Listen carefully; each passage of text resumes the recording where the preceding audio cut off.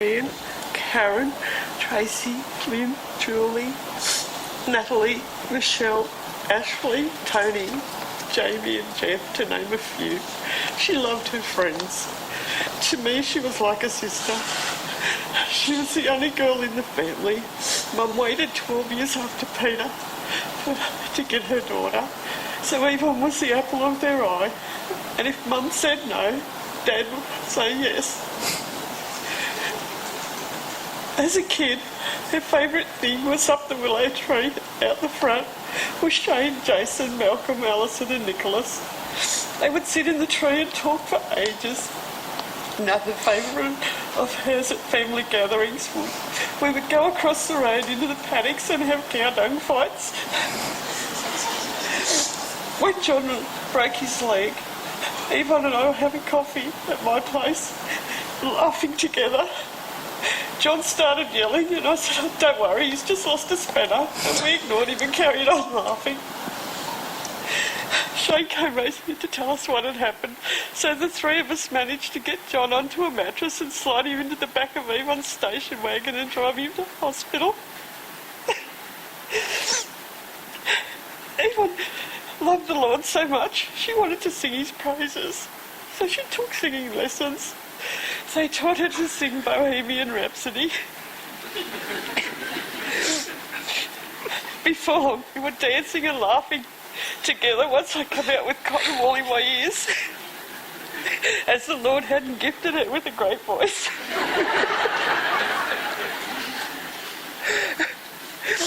3 weeks ago, Charlie got money for Christmas and she so wanted to spend it on Boxing Day. Yvonne drove Charlie all over Penrith looking for a shop that was open to spend her money. When nothing was open, Charlie had to shout us coffee at Macca's, because Yvonne loved coffee with friends. She's sadly missed by her family, John, myself and all the kids. I'm lost.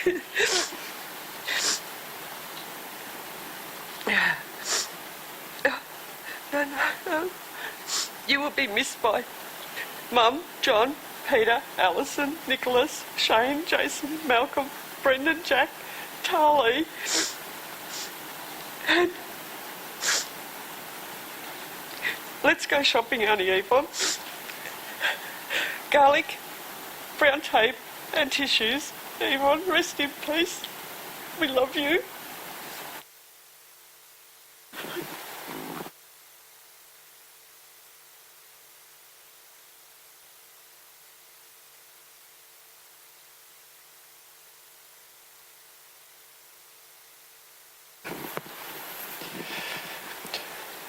Invite to come and share.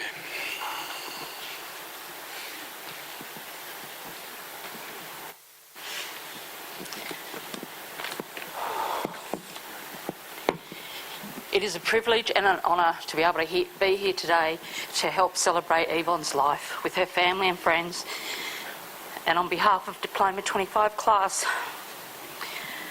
Like everyone that knew and loved her, we were all devastated by her passing. Not only was Yvonne a wife to Craig, a mother to Matthew and Kaylee, she worked as an aide in the nursing home in North Richmond while studying to be an EN with our class at Nepean TAFE. To all the students, she was a great friend who was kind, caring and funny.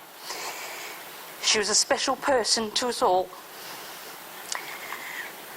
We are all very honoured to have had Yvonne as a friend and play a small part in our lives, even for a short time.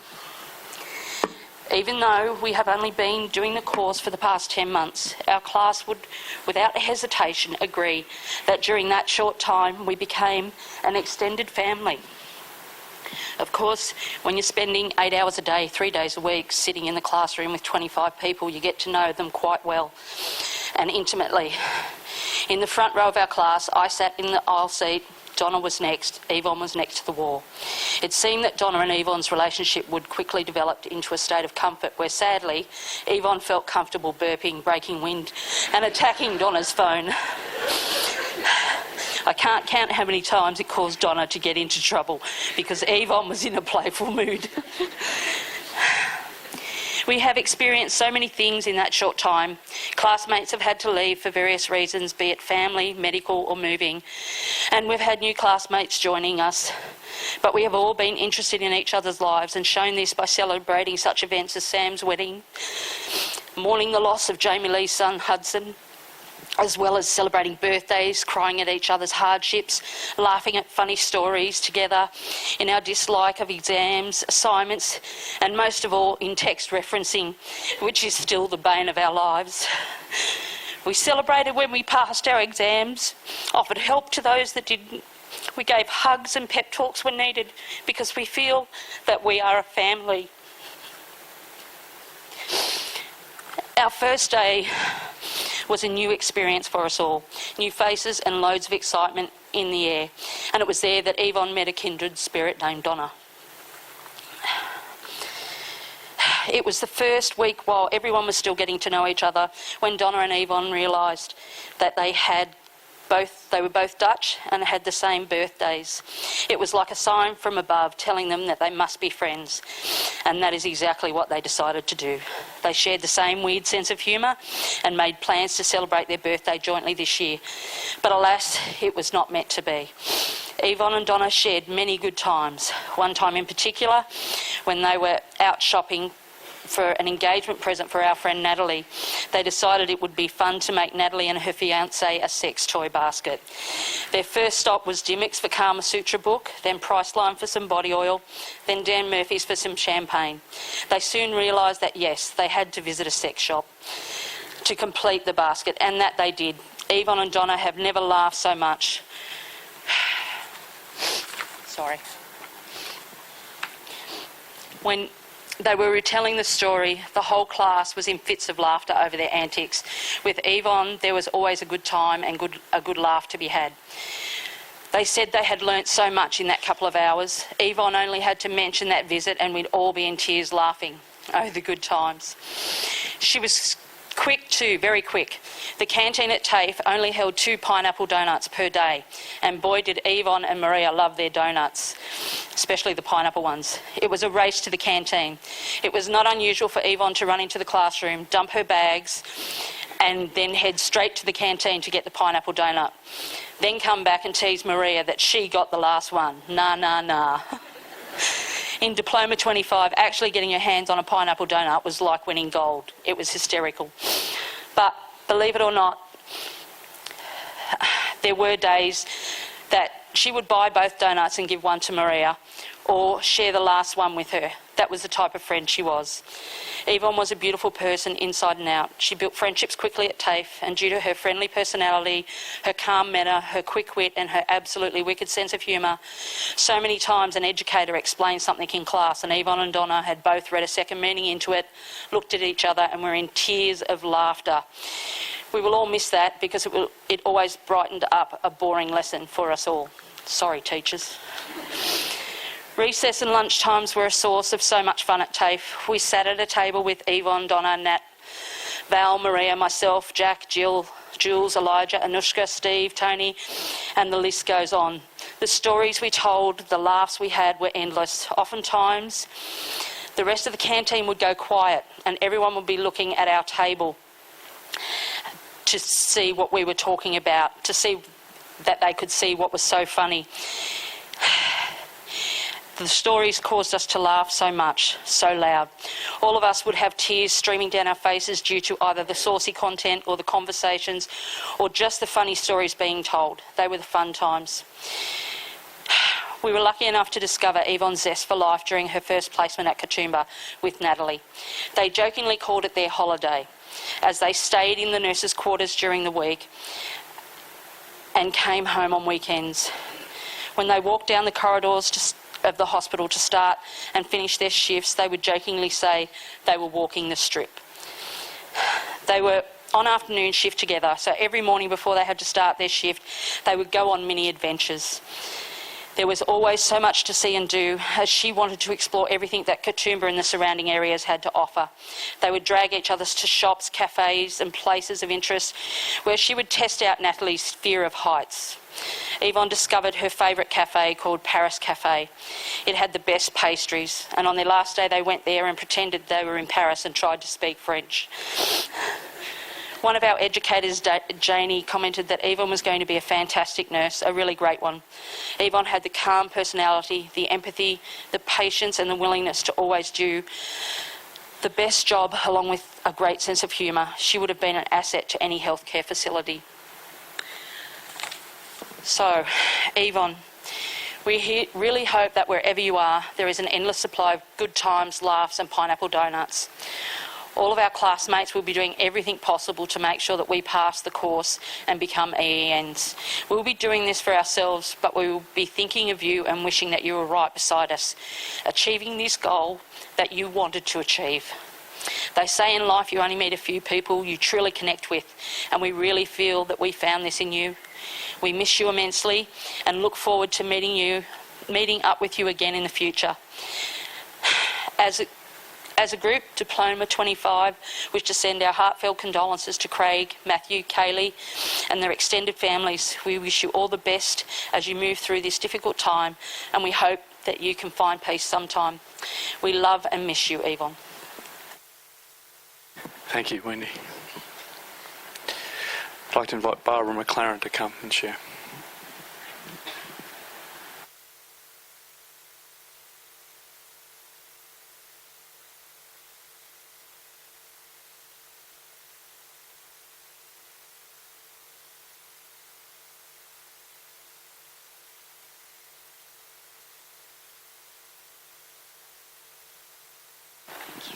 Thank you.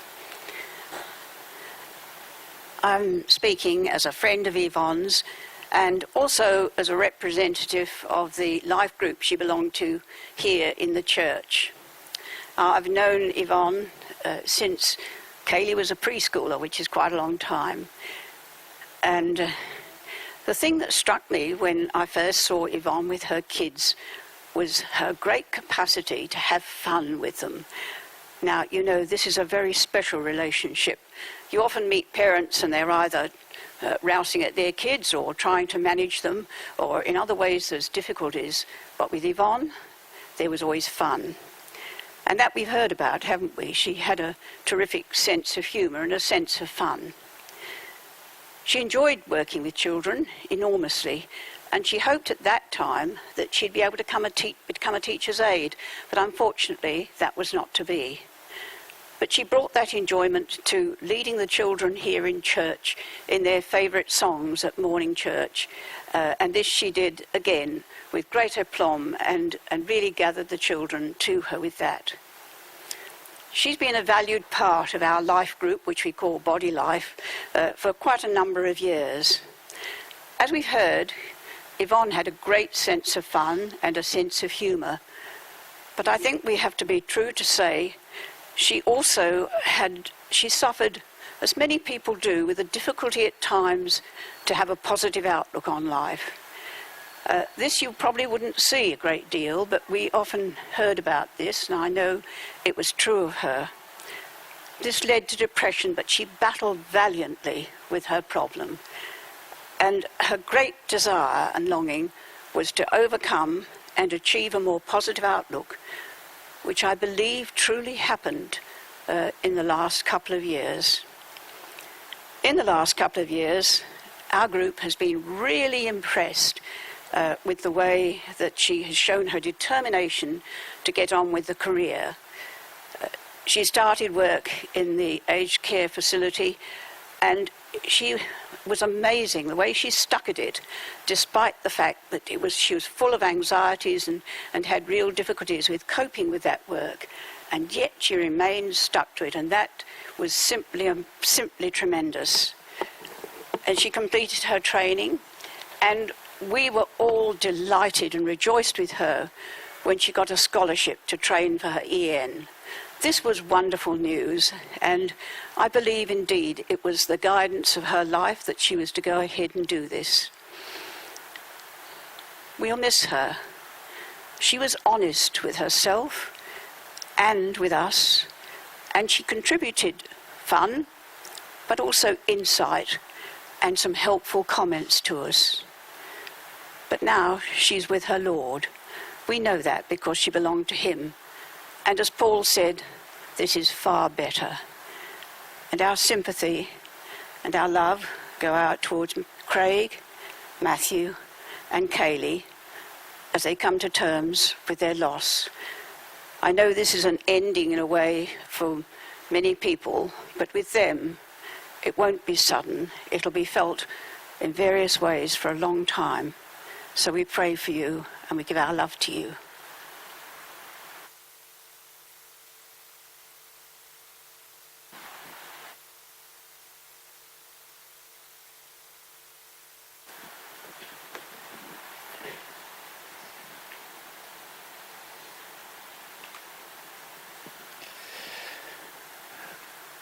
Sherry Cooley, another friend of Yvonne's.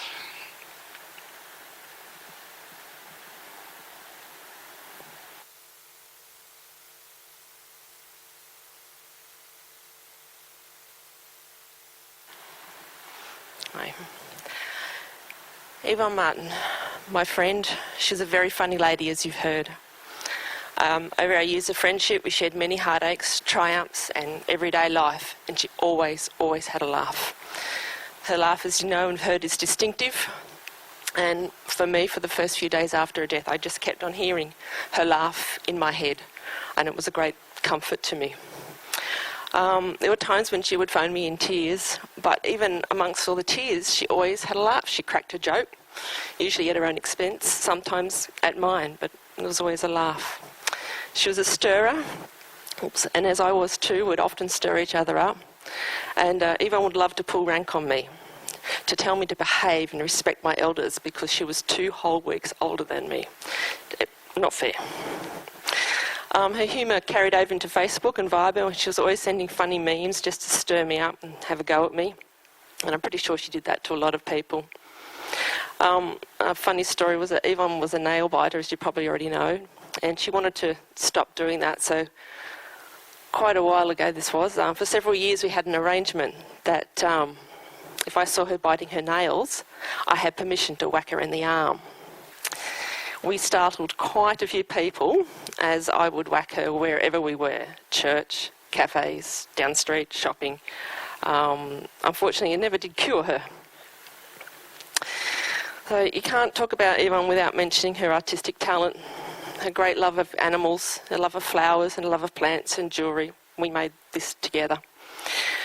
She also liked to give gifts, and I've got several plants growing in my garden, which Yvonne grew for me from cuttings. She would just turn up on my doorstep unannounced for a cuppa or for lunch, and she'd be carrying a newly potted plant for me. When she discovered that I collected elephants, she bought me a stuffed one. She was out shopping and saw it and thought of me. And it's been my study mascot sitting at my desk. It's meaningful not only because she gave it to me, but because when I started studying, she was a key support person. For several years we walked together, firstly at Clarendon and then from Collar to Kermont. Well, we almost got to Kermont. We kept talking about it, but every week we'd stop and go, nah, too tight this week, we'll do it next week. It was during this time that we were walking that she really helped me. She would listen to me, would stress out about assessments and assignments, and she'd ask me questions and then have to listen to my long explanations. But it helped me, and I'm really grateful for that. She felt her calling in life was to help others, and that she did that well, helping in many ways in the church office, and then later with her nurse's aid and her training to become an enrolled nurse. She was always ready and willing to give new things a go. And I was so happy for her when she got her scholarship. She really deserved it, and it was a wonderful affirmation of her abilities. She always greeted people with a big cheery smile and a positive tone in her voice. She joked with people, stirred them up. She was humble, not thinking she was better than anyone else. She was compassionate and she was kind. In her relationships, she was open and honest. She was always very quick to clear up a misunderstanding or any wrongs or hurts that had been done, and I experienced that with Yvonne. Occasionally I offended her or she offended me, and we would quickly sort it out, even if it meant we were in tears at the end of it. She was also strong and she was also brave, and she really loved her children. She really adored you guys. Our last conversation a couple of weeks ago was about you two and what you're planning on doing in your life, and she was proud of what you were doing, and Kaylee, she was really proud and felt you were really capable of becoming a doctor. Yvonne's relationship with Jesus was pivotal to her. She often questioned and wrestled with God's timing and direction for her life, but she ultimately sought what she knew He wanted her to do. And she was not afraid to ask the so-called silly questions, and she was open and honest in her struggles, which is something I admired about her. She's now with Jesus, being loved, and she is laughing and laughing and laughing. She's got no more hardships, no more tears, no more struggles, and she's at peace. Thanks, Sherry. I'd like to invite Sonia Howard.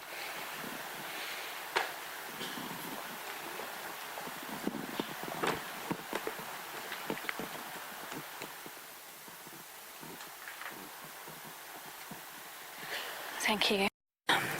I ran out of paper this morning, so I couldn't print off what I had to say, and I've got this big stupid thing, so I'm very sorry about that. I first started coming to this church much over a decade ago, and I had some really preconceived notions about what church was. It's where people who already knew how to be righteous came to be more righteous, and they were full of a whole load of really pretentious people. So I came with a really right heart. And my husband, dear hubby, at the end of the service, he would dart straight past the fellowship and the coffee and say, "Come on, woman, get your handbag, get out to the car. We've got a beeline to the car. I don't want to miss the game."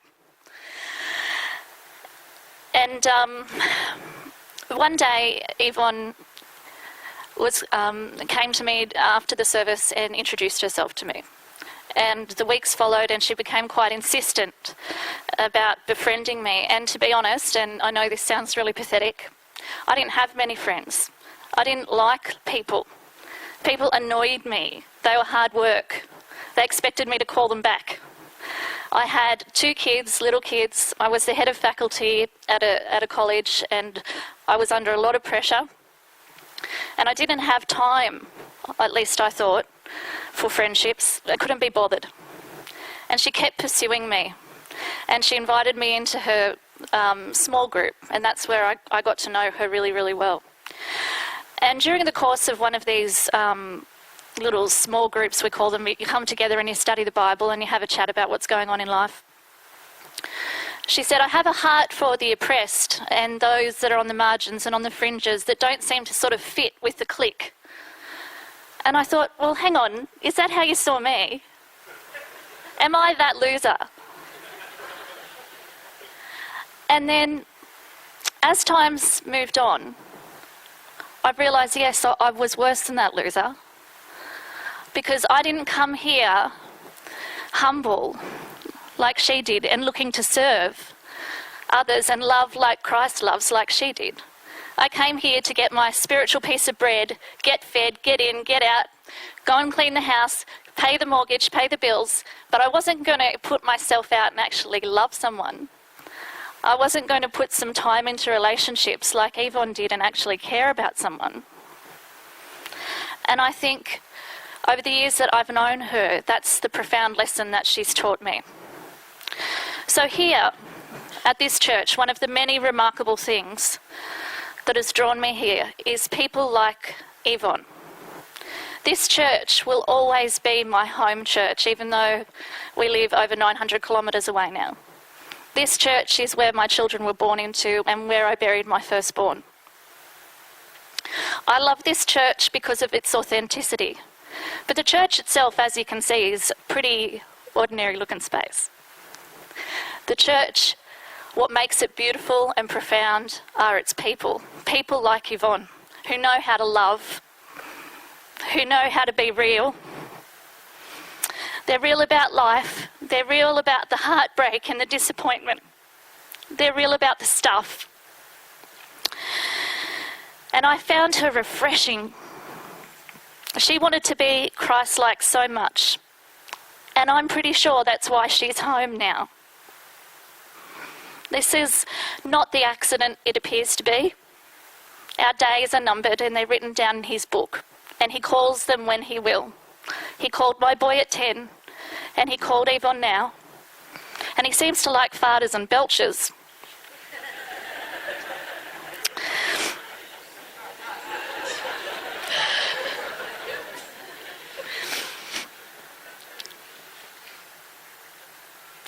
Anyway, a lot's been said about the light that she so graciously shone. She shone through the light of Christ in all that she did, and she did it well.